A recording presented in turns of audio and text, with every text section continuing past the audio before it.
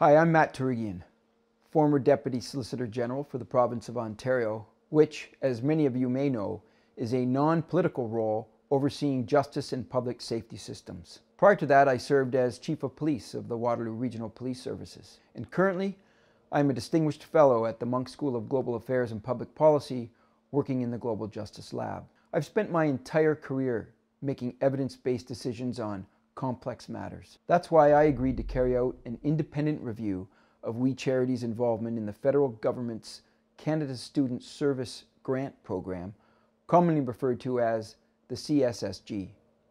That program has been the source of significant controversy over the past few months. There are many narratives circulating about, including that We Charity and elected officials co-created the idea for the CSSG specifically to benefit We Charity because it was struggling financially and required a bailout. Some have alleged that the co-founders of We Charity stood to personally gain from the program or other activities related to the charity. We Charity has maintained, as has the government itself, that the charity was asked to deliver the program by federal bureaucrats and that the charity would not have benefited financially. This is because the funds were only to reimburse the charity for eligible costs to deliver the program. To bring clarity to this complex matter, the examination included over 5,000 pages of emails, documents, and other relevant material released by federal government to the Standing Committee on Finance this past summer.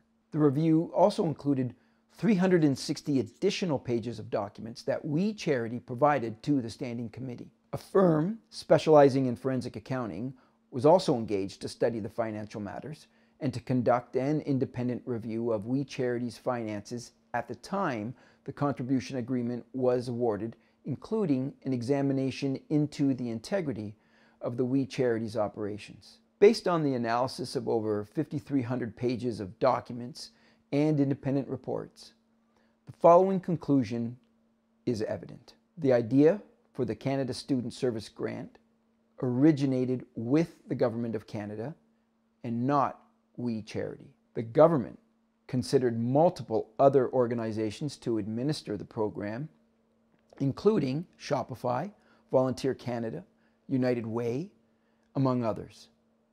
And to be clear, the CSSG was not predetermined for We Charity to implement. The government approached We Charity through the proper bureaucratic channels, requesting that the charity submit a proposal. And the clerk of the Privy Council, Ian Shugart, who is the most senior government bureaucrat, stated that the government bureaucracy recommended We Charity to implement the program.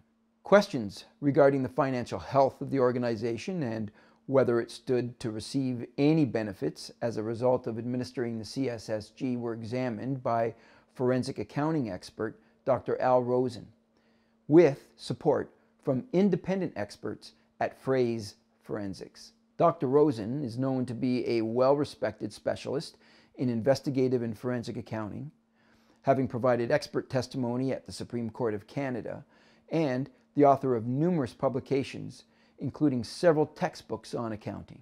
In his review, Dr. Rosen concluded, and these are direct quotes from his report, We Charity was financially viable at the time of the signing of the CSSG funding agreement with the federal government and was not in any financial peril.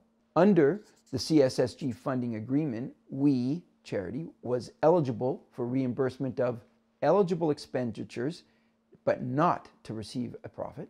Phrase Forensic reports that they conducted their review with unrestricted access to the financial records, such as financial statements, general ledgers, and corporate records for We Charity and Me to We Social Enterprise. They also examined the financial records of the co-founders, Mark Kielburger and Craig Kielburger, including their personal bank accounts, real estate history, tax returns, credit cards, along with imaging the full contents of their computers, cell phones, and digital transmission apps. Dr. Rosen reports that Phrase Forensic concluded the following. With respect to We Charity and Me to We, the examination addressed real estate transactions, annual reconciliations, and cost allocation between the entities, and payments between the entities. We did not identify any concerns in relation to interactions between We Charity and Me to We Social Enterprise. Dr. Rosen also quotes phrase forensics with respect to real estate. We also reviewed property-related expenses in the We Canada entities for possible misallocated revenues or expenses.